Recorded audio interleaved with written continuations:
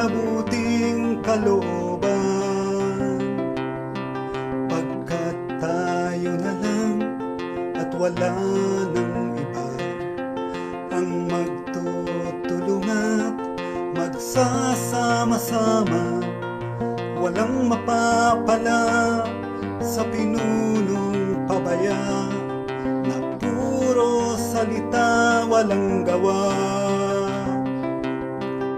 Pumila ng maayos at magbigayan, huwag kalilimutan ang nasa ating likuran, kumuha ng batay sa pangangailangan, magbigay ayon sa kakayahan.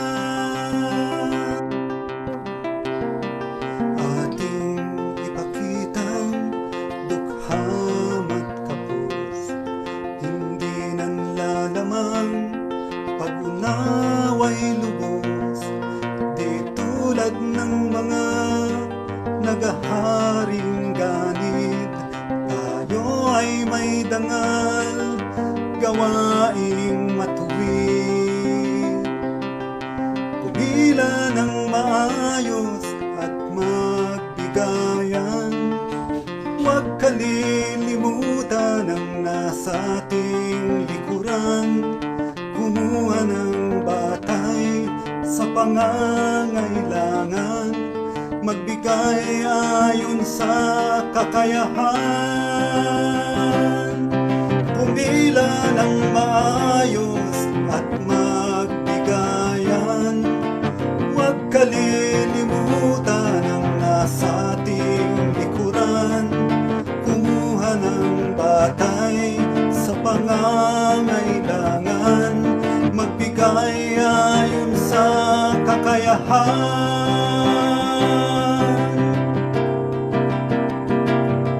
Hanggat puso natin kulay pula,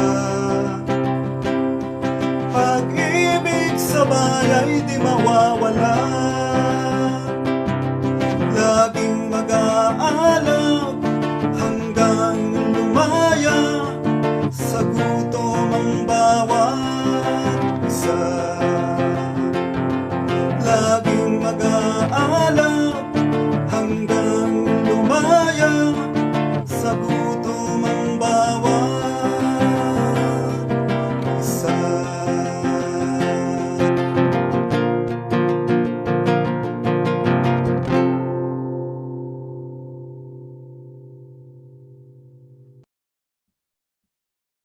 Welcome, everyone. Thank you to Danny Fabella for the song Awit ng Patring.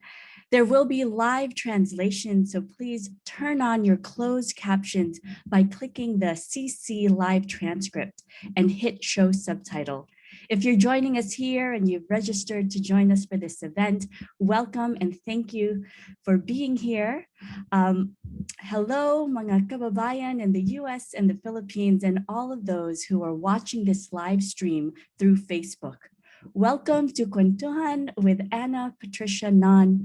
Give what you can, take what you need. The community pantry movement in the Philippines. This event was sponsored by Malaya Movement and endorsed by Circa Pintig, Migrante USA, NAFCON USA, UIC Global Asian Studies Program, Philippine Independent Church, Diocese of Tampa, the Good Shepherd Congregation Parish of St. Augustine of Hippo, IFI Chicago, University of Maryland, Baltimore County, Filipino American Student Association, St. Margaret of Scotland, Episcopal Church Chicago, NAFCON DMV, NAFA Capital Region, George Washington University, Philippine Cultural Society, Kasama Farm in Oregon, Katarungan DC, Anakbayan DC, Maryland Committee for Human Rights in the Philippines. Once again, we are streaming live on the Facebook pages of Circa Pintig, Concerned Artists of the Philippines, and Malaya Movement. Feel free to share it with your network for a broader reach. And remember, there is live translation. Mga kababayans, I am Ginger Leopoldo, the Executive Director of Circa Pintig, a Chicago-based nonprofit organization celebrating its 30th anniversary and committed to social justice and creative arts. I'm happy to be hosting this roundtable discussion and would like to welcome our guest, Ms. Ana Patricia Non from the Philippines. She is the one who started the Maginawa Street Community Pantry, and also would love to welcome Julie Hamora from Malaya Movement. Hello. And welcome to everyone joining us at this Kwentuhan. If you have questions, you may place them in the chat box in this Zoom call for those of you who have registered and are joining us. And if you are watching live, you may also join in the conversation on the Facebook pages. Hi, Ana Patricia and Julie. Welcome to our Kwentuhan. Hello po. Good morning. Magandang umaga. Hello. Thank you so much for being with us today, Ana Patricia. Thank you. It's an honor to Patreng, be here. Patreng na lang po. You can call me Patreng. Patreng. Thank you, Patreng. And thank you, Julie, also for helping and being here with us. Patreng, can you tell us a little bit about yourself? Tell us about the start of the pantry and who helped you and why the Maginawa Street as a location. Okay. So, yung background po niya, actually, yung sister ko from DC, yung tumulong sa akin para mag-conceptualize ng community pantry. So, part din po siya dito sa chat, ay sa roundtable discussion, si Jenny Non. So, yung sister ko po, nasa US po siya sa DC, lagi po siyang mutual aid. So, lagi niyang kinikwento dito ang term mutual aid, sa lubungan, yung pagtutulungan, and ayun po, lagi namin pinag-uusapan kung paano makakatulong sa mga kababayan natin dito. Kahit nasa US siya, kami everyday nag-uusap kung ano yung struggle sa US and ano yung struggle sa Philippines. Paano ba natin pwedeng pagtulungan and paano natin siya pwedeng gawin na dito sa Pilipinas. So ayun po, sinabi niya, pwede ka actually magka-community pantry, meron dito sa US. Tapos naisip ko, oo nga no, patok siya sa US, madaming gumagawa sa US. What more dito sa Pilipinas na mas madami yung nagugutom dahil mataas ang unemployment rate at inflation. So, nung kinwento niya po sa akin yon, sabi ko, okay, bukas isa-set up ko na tong community pantry as a response sa kakulangan na nakukuha ng mga Pilipino. And if you're reading news here in the Philippines, yung line for ayuda, for help from the government, sobrang haba ng line, and then hindi lahat nakakuha, madami ring requirements. So sabi ko, paano kaya natin mapapadali yung pagtulong? Walang requirements, kukuha lang sila doon, and yung mga gusto tumulong, magpapatong lang ng gamit, gano'n, ng mga goods. Wow, maraming salamat. That's so wonderful that this has started and this has been such a great movement that I know has been quite popular. It's gotten so big. Thank you so much for sharing the origins of the community pantry. Julie, can you tell our viewers also about the Malaya movement? Yes, absolutely. So my name is Julie Hamora, a member of the National Secretariat of the Malaya Movement, and we are a broad movement of individuals and organizations that defend, uphold, and assert human rights, democracy, and sovereignty in the Philippines. We're relatively new. We were formed in 2018 as a direct response to the intensifying fascism and killings that were happening under the Duterte regime, from the drug war to martial law and so much more since then with the anti-terror law. And now we have over 20 chapters across the US and chapters in Canada and Australia. It's fantastic. And I know that we have many members from Malaya just across the country and nearby here with us in the Zoom call. I know that many people are making their chats in the chat box in here. And remember, if you're joining us live on Facebook, you may also make your comments there. Wonderful. Well, Patreng, how was it? Can you tell us a little bit, how was that first day of opening the pantry? What was on your mind? what did you think about when you saw the people lining up and dropping off goods to support the pantry? Actually po, nung first day, naubos agad yung goods and wala akong pang-refill. Sabi ko, wala na akong pera, yung kaya kong ipangbili ng goods. Tinodo ko na. So, may mga dumating na tao kasi tinext pala sila nung nanay nila na tindera ng vegetable kung saan ako located. So sabi nung nanay nila, okay, may mayaman dito na nagpapamigay siya ng food. So yung mga tao pumunta doon, wala nang laman yung pantry. Sabi nila, paano po yan? Wala nang laman, wala na kaming maiuwi. Sabi nila, sasabi ko po, sorry, wala na akong pera. Kailangan siguro, hintay muna ako ng donation. Sabi nila, akala ko ba mayaman? Bakit ganito? Wala nang laman. Tapos eventually may donation na dumating, nakapag-uwi sila. Tapos yung mga unang pumila, yung unang kumuha ng goods, sila na rin yung volunteers po ngayon ng community pantry. So, lagi silang may nauuwing food, sure na silang may iluluto sila sa bahay. And yung exchange naman, tumutulong sila sa pag-organize sa pantry. Fantastic. Really, it is give what you can, take what you need. That's so wonderful. Now, can you tell us also, Patring, how did the other pantries start to pop up in other locations? And when you were started to be quoted by the media outlets and even ordinary people, how was that for you as well? So, hindi ko in-expect na magiging ganito kadaming community pantries. As of last night, I think there's 807 community pantries here in the Philippines. So, isa lang po yung tinayo ko. Wala pa akong coordination sa iba. Hindi ko sariling, nag-volunteer sila i-open and nag-reach out lang sila pag na-open na. So, I think there's a need to open up community pantries here in the Philippines because of the condition here. So, I think it's just a start and alam niyo po yun, iniintay na lang ng mga tao na may gumawa ng action.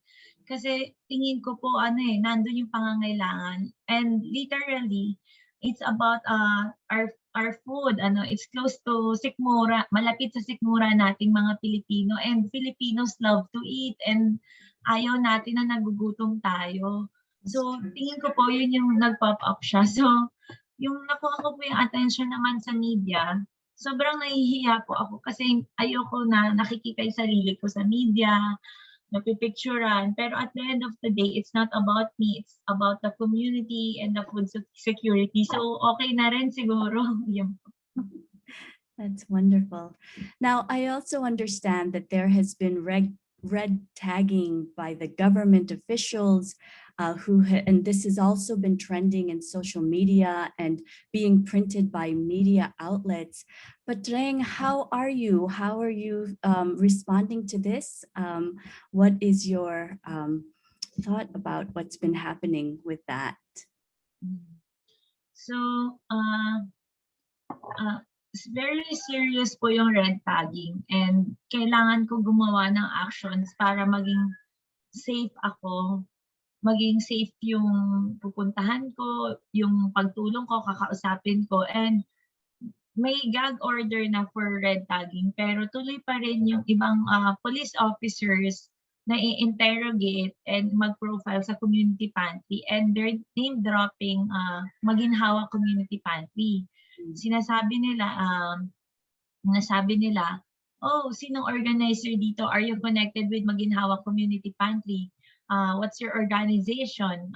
What's your affiliation? So, sa akin wala na sa Maginhawa. Pero nandun yung fear po kasi actually hindi po ako masyado affected sa mga online comments kasi mas madami yung supports. Pero pagka nagbabasa ako ng comments, ina-attach nila yung pictures ko in mobilizations and actions here in the Philippines.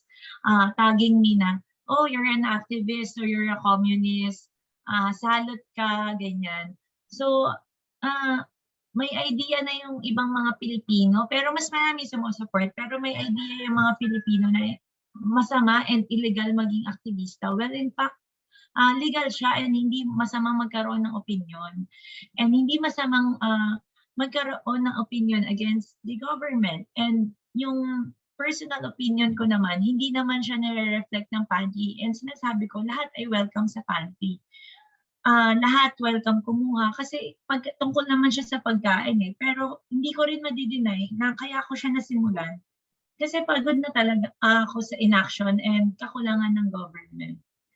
And yan. Tapos po, tungkol naman po sa red tagging ni General and ni Miss Lorraine. Actually, Miss Lorraine is my org mate in UP Mountaineers in one of my organizations. So, I have friends na friend din niya. Meron kaming may connection talaga kami. Big org kami. And kaya niya talaga akong kausapin and kaya niyang i-verify yung information about me.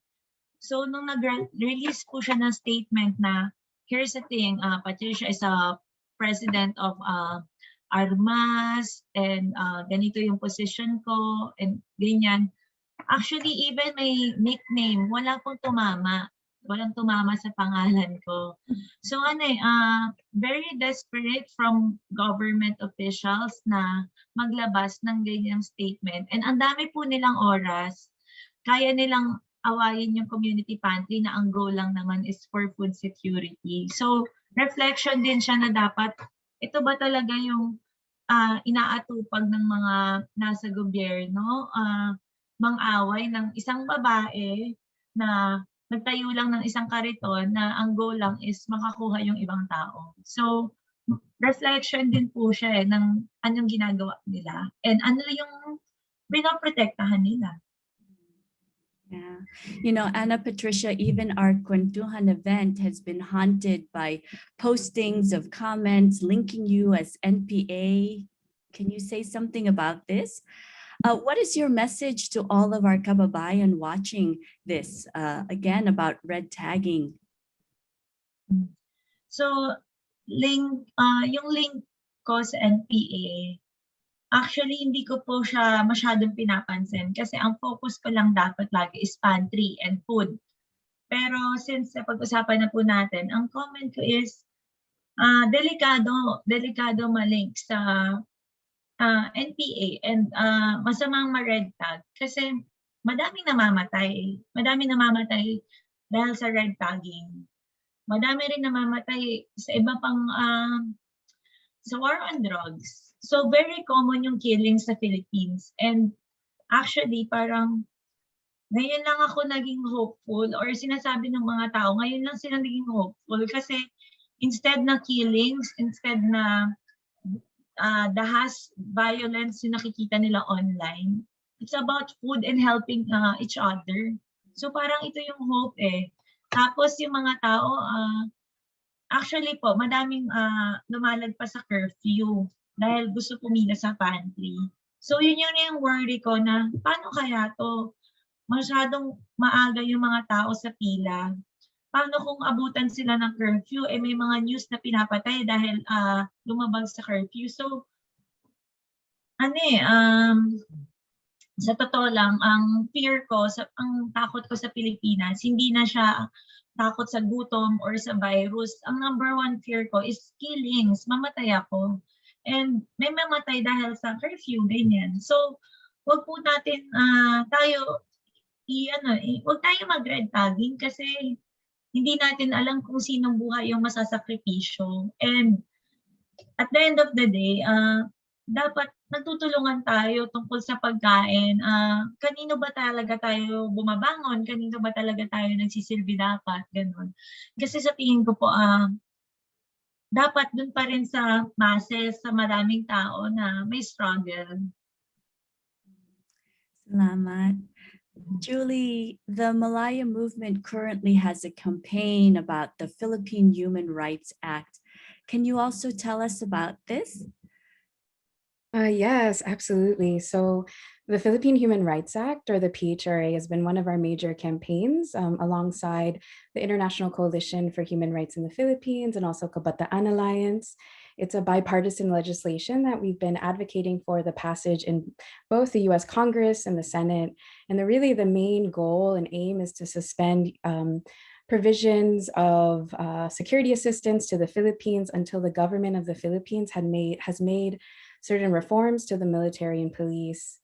This legislation is really greatly needed given the grave human rights situation under the Duterte administration. Just like Patreng had shared, red tagging is very dangerous. It's not only just the terror tagging, it leads to the increase of political prisoners, extrajudicial killings. It's meant to silence dissent. And a lot of this is being done at the hands of the Philippine military and police. So with the PHRA, and knowing that under Duterte, the Philippines is one of the deadliest countries in the world for land defenders, journalists, trade unionists, we want to say no more of our US tax dollars going to these human rights violations. Since 2016, the US has sent over 550 millions of our tax dollars to aid the Philippine military and police, despite having such a well-documented cases of these violations even at the level of the United Nations, independent investigations. And so this act really lays out some suspensions and restrictions on the aid going to the Philippines. It also adds a bit of accountability and reports that need to be submitted on, where is this money actually going to, what human rights violations are being committed with this aid. The American people really deserve to know at a time when our communities are also struggling. It's a global pandemic. It's, really beautiful that Patreng's sister is based in DC, and they were sharing the stories of mutual aid because our communities here in the US are really suffering, and we should, take those funds going to war and militarization abroad to our own communities that really need it, and to the Filipinos for issues that are happening like these community pantries. Yes. So how would this impact individuals like Patreng and those that are being red tagged in the Philippines? You just addressed that, but what would be that impact? Yeah, so, I really think it's kind of an all-time low for the Philippine government, targeting and harassing community members like Patreng, who have really filled in the gaps of what the government should really be providing for our kababayan in the Philippines amidst the pandemic. We saw the main, Duterte's mouthpieces earlier, the master terror taggers, Parlade, Badoy, who are representatives of the National Task Force to End Local Communist Armed Conflict. And because of those comments, the Filipino people really were in an uproar and against this terror tagging. And it's not an isolated experience. Patreng's experiencing it right now, but we've seen it in the past. They lead to extrajudicial killings like that of the Bloody Sunday massacre that happened in March, which resulted in the killings of 9 activists, 6 arrests.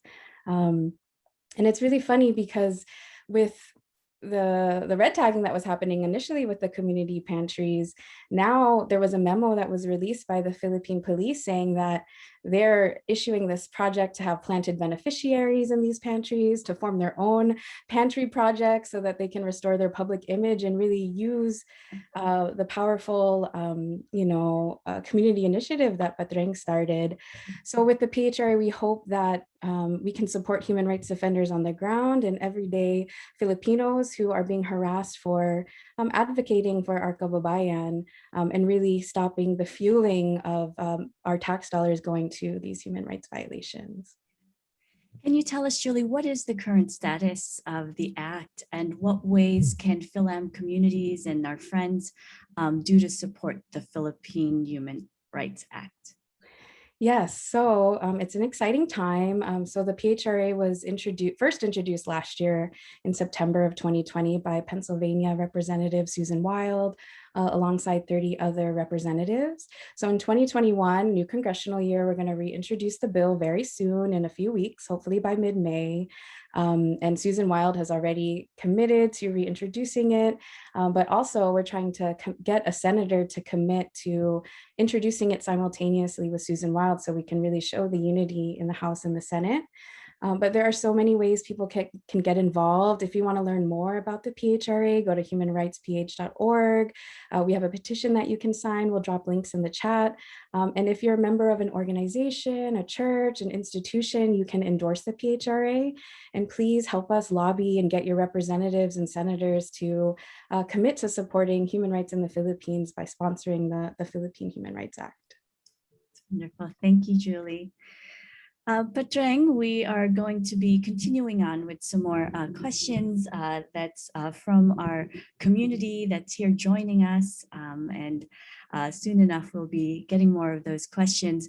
But before we end, what is your message? What do you want to share with our kababayan in the US and also those listening and currently living outside of the Philippines?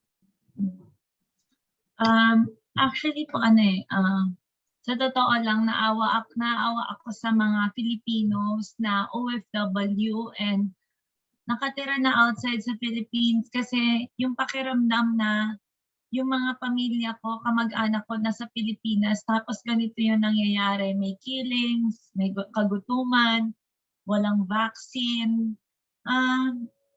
Sa tingin ko po, naawa ko sa kapatid ko and sa ibang na ano yung pakiramdam nila sa pamilya na sa Pilipinas, parang hopeless na po talaga.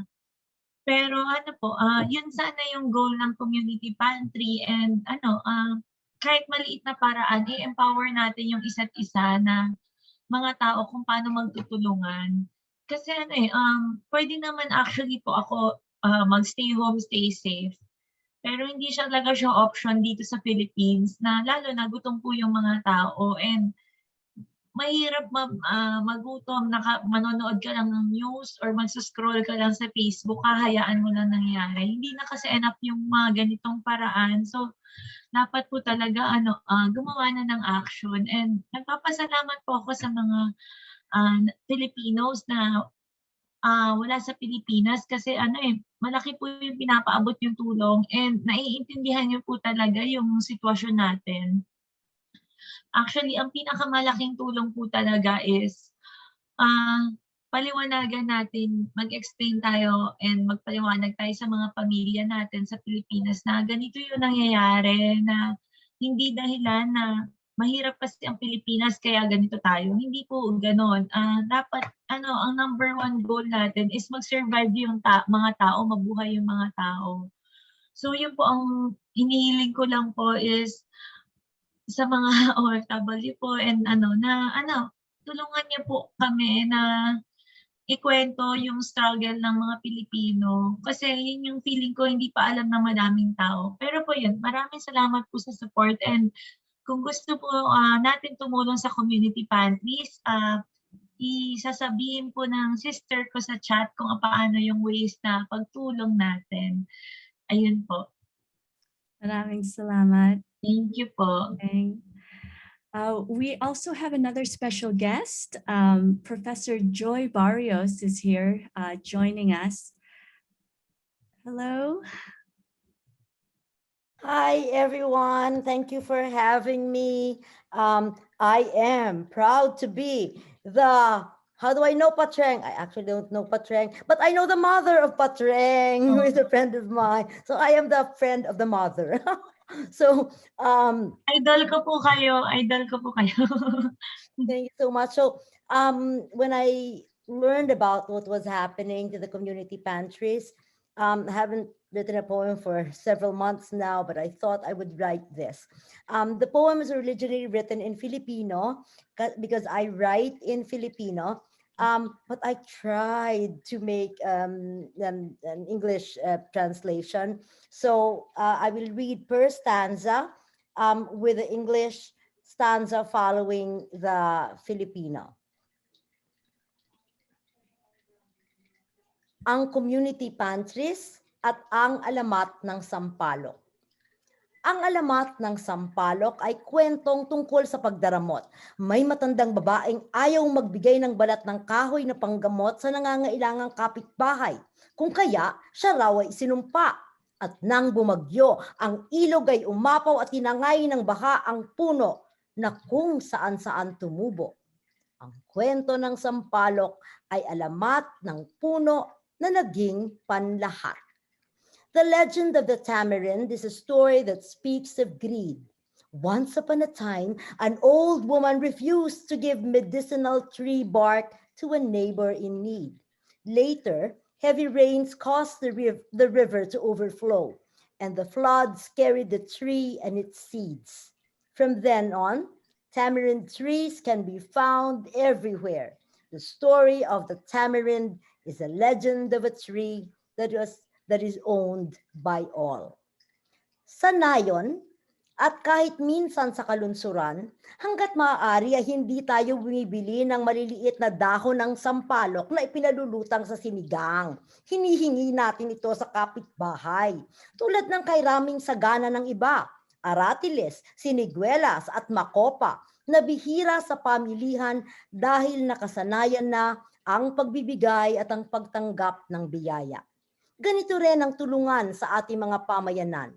Magbigay ayon sa makakayanan, kumuha batay sa pangangailangan. In small villages, and sometimes even in urban spaces, we do not buy tamarind leaves, we float in our sinigang. This is given freely by neighbors. Just like other fruits we cannot find for sale in marketplaces, aratiles, siniguelas, makopa. We give, we receive. Such is community. Give what you can, take what you need. Ang sampalok na maasim, nabibigyan din ng alat at tamis. Ang nagmamasama sa mabuting gawa, tiyak na may budhing, anong itim, anong lupit. Kulayan kaming pula, kulay ng katapangan, kulay ng pag-aaruga, kulay ng pagmamahal. The sour sampalok is transformed to salty sweet desserts. But those who brand kindness as sin reveals only the darkness in their hearts. Paint as red the color of courage, the color of love. Maraming salamat po. Thank you so much, Professor Joy Barrios, an educator, poet, artist. Joy Barrios teaches Filipino and Philippine literature at the Department of South and Southeast Asian Studies in the Asian American program in the University of Berkeley. For her contributions to literature, she's among one of the 100 women chosen as weavers of history for the Philippine Centennial Celebration. We're so very honored to always have Professor Barrios here with us. Ginger, thank you for promoting me. I'm not a professor in the US. I'm just senior lecturer. But thank you for promoting me. Thank you. Of course, we must have to update the bio that I have, but there's so much wonderful things to say about you. That was just a portion of what we have for you. And we do look forward to seeing more of your works. I know you've got a couple of books that are ready to be released soon, so we can't wait. Thank you. Now is the time in our program to start our Q&A from our community. Again, we do have community members here who have registered, and those of you who are watching us live on the Facebook groups, we welcome your questions as well. We do also have some questions from the media. So one of the first questions we have is from Don Tagala from Balitang America.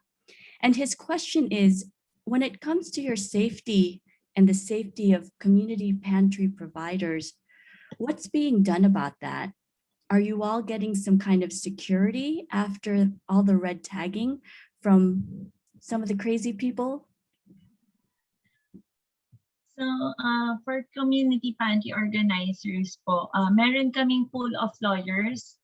So meron din kaming discussion, I think later, and primer kung paano gagawin, ano ba yung illegal and legal pagka may dumadating na police officers. And actually nangingi rin po kami ng support from the city sa mga mayors kung paano kami ipoprotect. Yun po. Pero syempre, ingat pa din kasi iba talaga yung galaw ng mga kapulisan and ng mga taong nangre-red tag. Ayun po. So sa akin naman po, dati nagta-tricycle lang po ako pa pantry.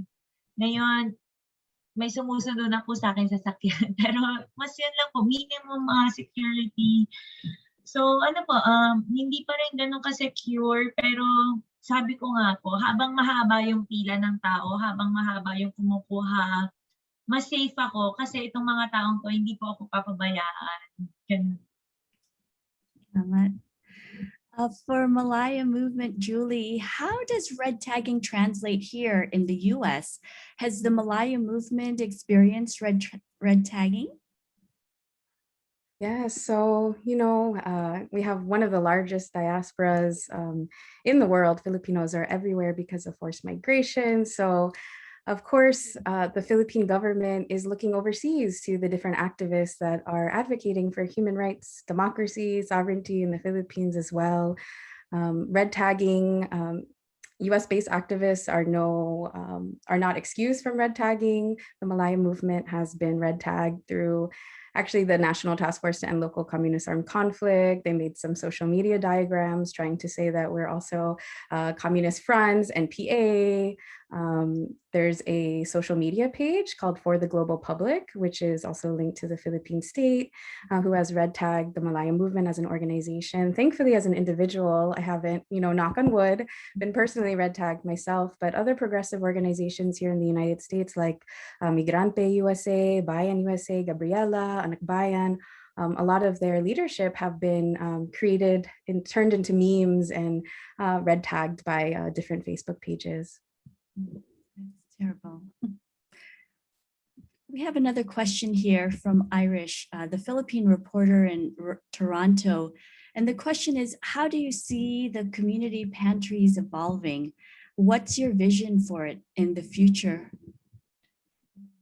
Vision ko po is normalize love, compassion, kindness, and giving here in the Philippines. So my goal is bawat kanto, every street, there's a community pantry.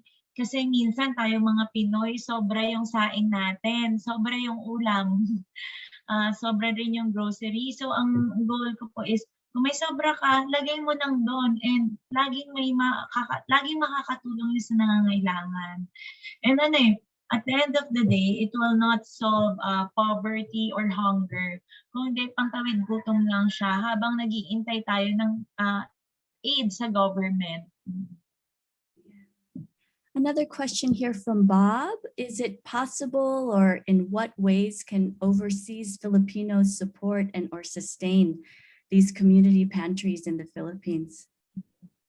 Ayun, malaking tulong po actually yung tulong ng mga OFW sa ating community pantry. So, i-chat or isa-send po ng sister ko ngayon kung paano po makatulong. Inaayos din po namin yung mga accounts. So, ang plano po namin is, ang inaayos namin na is kung paano papadala yung tulong sa lahat ng pantries dito sa Pilipinas dahil 802 na nga po yung pantries. So bukod po doon, o-order kami ng gulay and fruits sa mga farmers para po tumatulungan sila and mabili yung goods nila sa fair price na hindi sila binabarat or murang bili, hindi cheap yung pagbili. So tulong sa farmers and even sa fisher folks. So naghahanap po kami ng supplier ng mga dried fish, tuyo, dilis, para po yung mga fresh produce natin makatulong sa community din po. Tapos po kahapon din po like sa Quezon City, nakipag-meeting din po ako sa urban farming department. So para makapagbigay din kami ng seedlings. So, yun yung goal, ma-sustain yung health through growing vegetables, ganyan. Pero at the end of the day, sabi ko nga po, may pagkain, pero paano natin ito ma-sustain? And hindi na siya dapat problema ng pantry, problema na siya ng government na magbigay ng livelihood dun sa mga Pilipino. Salamat, Petring. I just noticed in the chat, you're the young lady with the golden heart. Salamat. Ginger, can I add to that? Yes, please, Julie. Yeah, so if you're based here in the United States, there are so many ways that you can help contribute to the food pantries, hold a fundraiser, hold a creative arts event, but the National Alliance of Filipino Concerns has set up a fundraiser so you can actively donate on the website. And they have had a long track record of doing relief efforts in response to typhoons and natural disasters. And they've just adopted the Community Pantry PH. So you can safely donate your money and they will ensure that the funds are going to where they need to go. And it's in the chat, tinyurl.com/NAFCON pantry. Fantastic. That definitely is one of our call to actions for our event today. So please do make sure you help with some fundraising efforts if you're able. Another one here says that we've seen how community stepping up seems to drive the government to step up with their service. How do we sustain this and translate it to a #better normal? And either one of you can. Julie, go. Yeah, so I mean, I think from all of us here in the US, we take so much inspiration from the community pantries and the spirit of Bayanihan, the fact that it's grown, from 1 to 807 in a little bit of a span of over 2 weeks, shows the deep needs in our community in the Philippines, but also, a phrase we hear often in the US is who takes care of us? We take care of us. And I think that is really true. But to add on to that, it's really true as long as we get organized and we get active in our communities, we join community organizations, we volunteer at these community pantries, we help form new ones. I really think that by getting organized is a way that we can make it a new normal, but building that people power, you've already seen, and with those 800 plus community pantries, now it has caused the Philippine National Police to form their own community pantries so that they can really take the successes of this effort to look better to the Filipino people, because they kind of see red tagging wasn't working, terror tagging didn't work to stop these community pantries. It only grew them even more. So I think that's even one concrete example that when we get organized, that people, the politicians, the government are really beholden to us. They represent us. So yeah, let's get organized. For me, I think the problem with the government officials, they don't use grassroots approach when consulting people, and yun yung pinaka mahalaga, important sa atin, na dapat pakinggan natin yung mamamayan and kung ano yung nararamdaman nila, hinaing nila, kasi dito naman tayo nagsisilbi. So hope ko talaga dito sa community pantry for better normal is wake up call sa ating lahat and even sa government na okay, hindi pipila yung mga tao, hindi pipila yung senior citizen. Actually po, maginhawa community pantry, majority na pumipila is senior citizen. And sila yung pinaka-vulnerable sa COVID. Pero walang choice eh. Kailangan nila pumila dahil gutom sila. So we offer them double mask, vitamins. Pero yun yung reality talaga na yung mga rules natin dapat pro-poor, pro-Filipino. Kasi kung mababa tayo ng mga rules na hindi naman nakikater yung concern nila, basic concern nila, hindi siya effective and hindi talaga susunod ang mga Pilipino. So yun yung patuloy ko pong sinasabi na ang mga Pilipino hindi pasaway, nakikinig sila, basta pakikinggan din po sila. So ayun po, I hope mag-serve to as wake-up call. Yes. Might you tell us how the organizers of the community pantries have responded to those supposed violations of the quarantine, and also what the structure of the 813 pantries are? Are they independently organized or are they through Maginawa? So actually po, yung quarantine violation, yung hindi siya actually po violation kasi there's a thin line. Senior citizens can go out if it's essential. So food is essential. So noted po yun ng city and ng government na pwede talaga silang lumabas for pantry. And yung about mass gathering, pwede yung mass gathering basta humanitarian efforts. So walang nilalabag ang community pantry, pero yung minimum health protocols, hindi siya na-implement perfectly. Kasi po gutom yung mga tao and nag-uunahan din talaga yung iba. And instead na tignan natin siya as pasaway ito, kailangan natin tignan yung deeper reason kung bakit ganito yung mga tao. So kami, tatlo lang nga po yung requirement sa pantry. Face mask na covered hanggang ilong, face shield, and physical distancing. Mahirap po siya i-implement. So kailangan po talaga namin makiusap sa mga tao and sa city and sa barangay para tumulong. Pero actually, kikilabutan kayo. Kasi po ang usual image ng mga Pinoy, hindi nakikinig talaga, hindi masunurin. May time po na naubusan kami ng goods and kailangan munang umuwi ng mga tao kasi nagrereklamo yung ibang business owners dun sa area. So sabi ko, magandang hapon po, kailangan po natin umuwi muna. Nakakuha naman na po kayo kaninang umaga. Bukas po ulit, pasensya na, magpapahinga po kami at magpapak muna. Salamat po sa inyo. Nung pagkasabi ko po noon, salamat po, naiintindihan po namin, nakakuha na po kami. Kayo rin po, kumain po muna. Nag-uwian po sila and sila na yung nagsabi hanggang dulo ng linya, sobrang haba po ang linya. Kikilabutan kayo kasi yung mga Pinoy nakakaintindi at maunawain at mapagmahal. Basta mahalin din po sila. Yun po. What's your comment about the community pantries being hijacked? This is all the more apparent with the police putting up community pantries and implementing tandem beneficiaries. Actually, lahat welcome po gumawa ng pantry. Ang request ko lang is dapat guided by love and food security. Walang ibang agenda. Yun lang ang priority. So kung gusto niyong tumulong lang. Kung gusto niyong mag-pantry dahil may ipopromote kayo na kandidato, wag ganon. Kasi pinapaasa din natin yung mga nasa linya and hindi natin masusustain ang pantry natin, honestly, kung ganon yung agenda natin. Kasi it's about community. It's about organizing the community and helping each other. So kung magsiset up kayo ng pantry, bibili lang kayo for charity, tapos para lang photo ops, hindi siya masusustain.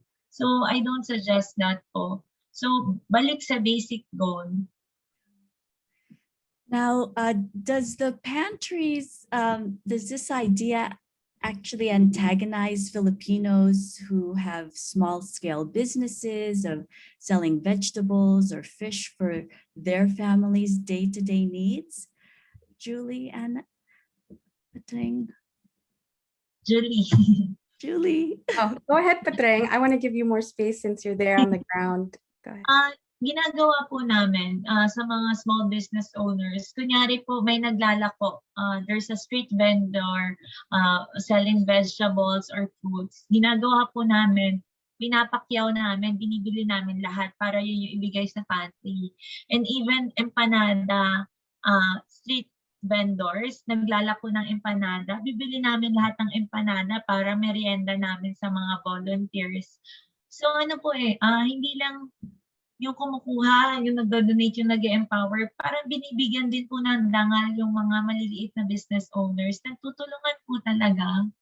And ayun po, actually, yun yung sinasabi ko. Yung PayPal account, very, criticized siya dahil nag-set up daw and nakakuha ng 500,000 donation. Sabi ko, bariyang-bariya lang po yan sa nawawalang funds and even sa mga budget for Dolomite, for example, and bariya lang siya sa government. And ito from private sector. Sabi ko nga po sa news, sige, maglalabas ako ng transparency report, mag-audit ako, go lang po. Pero ang taas naman na expectations niyo from private citizen, na alam natin even yung mga government officials mismo, hindi nila malabas yung salin nila. So sabi ko, kuhanan niyo ko, pero kasabay ko dapat magre-release yung mga taong hindi pa nagre-release ng ganito report. So ayun po, actually lagi kong sinasabi, hindi ako nahihiya na pag may dumadaang naglalako na empanada, ng fishball, ng sandwich, ng ice cream, ng taho. Di ako nahihiya. Sabihin ko sa kanila, Kuya, bukas ng umaga, sa ganitong pantry ka pumunta, papakyawin natin yung benta mo. Kasi nakakatulong din po sa kanila and hindi siya corruption kasi itong mga taong to, siya yung pinaka nangangailangan and minsan lang mangyari to. So, habang may budget, tulungan din natin yung lahat na nagbebenta rin ng Pilipino. Truly, the young lady with the golden heart and really gathering the community to do what is needed. So inspiring. So here is, we just have a few more of these questions and we will be wrapping up. I know that you've been very busy these past several times, and thank you again, of course, for joining us in this Kwentuhan. One of the questions that I also thought, Patreng, how and when did you come up with the slogan, take what you need, give what you can? Actually, katulad po nung sinabi ko na alam ko nag-exist na siya sa US, nag-Google lang ako. Community pantry pictures sa Google. Google ko po, merong images sa online na give what you have, then get what you need. Tapos po sabi ko sa isang sister ko sa Pilipinas, sabi ko, ate, ganun ako na, bunso po kasi ako. So sabi ko, ate, pakitranslate naman ito. Nung tinranslate niya po, hindi ko na siya nireplyan. Ginamit ko na. Hindi niya alam kung saan ko gagamitin, ganyan. Nagulat na lang siya sa news, parang, ay, ito yung translate ko. Bakit nandito na? Ganun. So, ayun po. Simpleng lang talaga siya na sinet up ko lang, pinatranslate ko lang, ganun po. That's so fantastic. I'm here in Chicago and some of our neighborhoods, have this, they actually build like a birdhouse and it's very cute. You can just put your extra cans and like you say, it's about community. It's about helping one another. It's about giving if you can give. And that's truly how our communities should be set up. And if we can, we should. There's a similar program too with books, for example. They have these community books, which is also sort of in some ways similar. Julie, if you can tell us, how has the trust, tiwala in the Philippine government versus the people changed due to part of the community action that we're seeing now? Yeah, I think the people are really clamoring for change, and the fact that our kababayan are waiting all day long in line to get to these community pantries shows the inequalities that our Filipinos are facing on the ground. So many calls in the Philippines have come up through the community pantries. We're in the middle of a COVID pandemic. Even the presidential spokesperson himself, Harry Roque, has acknowledged that out of the promised 470 million in aid, most of that hasn't been distributed to those in need. And the government really blames the virus, the pandemic. We're trying to avoid spreading it, but just see how quick they are to start a whole new PNP version of a community pantry. If you can mobilize that quick, I really understand people's frustration of the severe lack and neglect that the Philippine government is placing. That's why we really have to organize and demand accountability, but also find solutions like the community pantries in the interim while people need to have their needs met. When we think about the National Task Force to End Local Communist Armed Conflict, they alone have 19 billion pesos in their budget that could also be redistributed to different needs, cash assistance amidst the crisis, amidst the pandemic. In addition to the cash aid that hasn't been distributed by the Philippine government, only 4 billion Philippine pesos have been distributed out of the 23 billion pesos that had been set aside for cash aid amidst the pandemic. So it really is hard to trust government officials and politicians, which is why the people need to get organized and really amplify those calls. Some demands that are happening in the Philippines right now is for Badoy, for the national, the abolition of the National Task Force to End Local Communist Armed Conflict, to fire Parlade, Badoy, who's really perpetuating all of this red tagging, terror tagging. And, the calls for resignation, the people have spoken. People are asking for Duterte to resign. And if you cannot help the Filipino people, you need to step aside in order to make room for somebody who will advocate for the Filipino people on a daily basis. And some final words from you, Patreng. Last na po, actually nabasa ko sa comments na, is it possible to have testing in community pantries for the donors? Tama po ba? Actually po, isa pa sa problem sa Philippines, kausap ko actually yung sister ko lagi na nasa US. Free pala po ang testing dyan and madaming testing site. It will only take a few minutes. So sa Pilipinas po, testing will cost you 6,000 pesos. So, pa-convert na lang po, ano bang into dollars nun? So, it will cost you 6,000 pesos. And ang ayuda sa isang family is 1,000 pesos. So, yung testing is, hindi talaga siya option. Kahit po middle class family, magpapatest ka lang if, yes, $136. Magpapatest ka lang pagka meron ka ng symptoms or malala na or yung buong family mo. So, walang option ng testing. Wala rin, mahirap din makakuha ng vaccine dahil ubos na yung orders natin. And actually, para lang din po alam ng mga nasa taga-US, merong mga private companies and organization na umu-order ng vaccine. Pero required kayo na mag-donate ng 50%, 20 to 50% sa government. So yung in-order ng vaccine ay hindi mapupunta lahat sa inyo. And nakaasa sa private citizens yung bakuna. Tapos po, I know different organizations na nag-order sila ng bakuna sa ibang, nag-order sila ng vaccine para sa community nila, for family, for friends, ganyan. Pero kinonfiscate ng government. So, lang talaga siya, parang swertihan lang, wala po talagang choice yung mga Pilipino. And yun po yung situation natin ngayon sa Pilipinas. Tapos, ayuda is 1,000 pesos and may bills pa. Kung may bata, kailangan bumili pa ng gatas. Tapos, kung may matanda, kailangan ng maintenance medicine. So, nahirap po talaga yung sitwasyon dito. Pero masaya po na nakakapag-usap tayo para alam niyo po yung nangyayari dito and magtutulungan po tayo.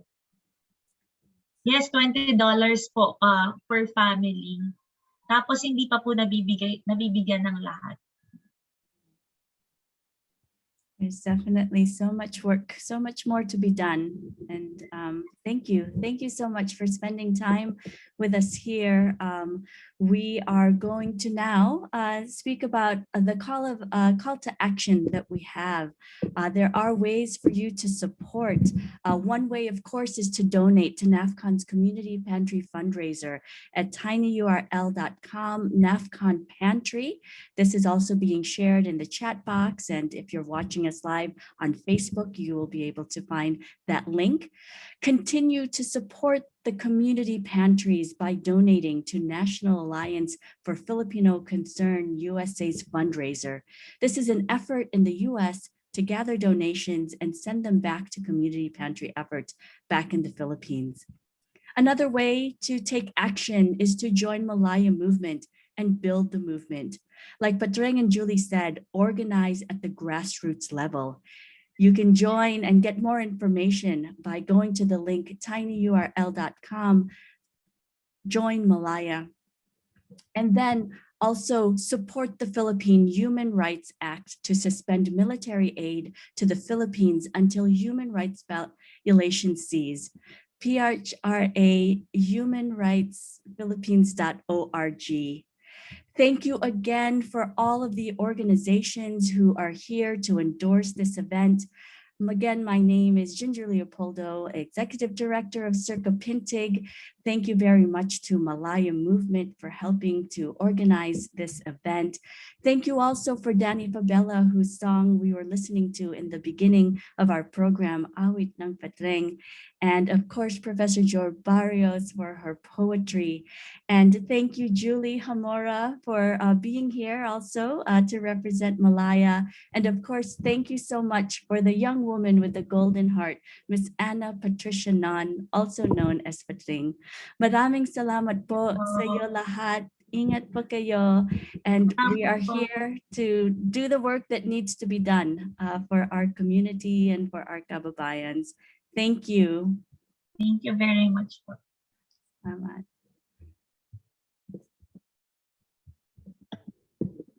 We will be finalizing our video for the end of our program. Thank you, everyone.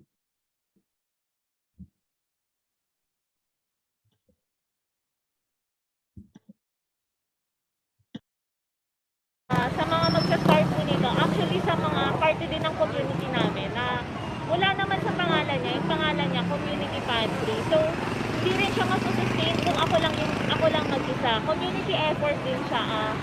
Kung sakaling may mapapadaan, pwede nilang ayusin yung pantry. Kung sakaling mag-donate sila, pwede nilang i-ready na yung i-donate nila para ready to pick up na, gano'n. So, tulungan talaga tayo. Kasi, kunyari, isang tao lang, 5 tao lang, mababurn out talaga. Pero kung buong community din nagtulong-tulong, masusustain siya, hindi imposible. Tapos, mag-stay siya kahit gaano katagal, lalo na kung hanggat may nangangailangan, tapos hanggat may nagbibigay din po. Ayun, yun yung pinakamahalaga. Did you expect all of this to to spread like wildfire? Like, sobrang kumalat siya, now people are coming in line, and people are also giving their donations na? Actually, wala akong in-expect na mag-viral siya. Hindi naman po siya, yun ang goal. Ang goal ko lang is malaman nung nasa community dito sa area. Tapos nung na-realize ko, kaya siya naman kumalat ng ganito, nag-viral. Kasi literal na malapit sa sikmura ng mga tao. Gutom yung mga Pilipino tapos mahirap magtrabaho, mag-aral, mag-isip. Pag gutom ka, kumakalam yung siya. Correct. So ito, the fact na nag-viral siya, ibig sabihin nandun yung pangangailangan. Hindi lahat may ayuda, hindi lahat nakakuha ng sapat na ayuda. So ito, malaking bagay siya. Ibig sabihin din, gutom yung mga Pilipino and kailangan natin magkaroon ng action. Ma'am, do you think, you mentioned kanina na po pwede itong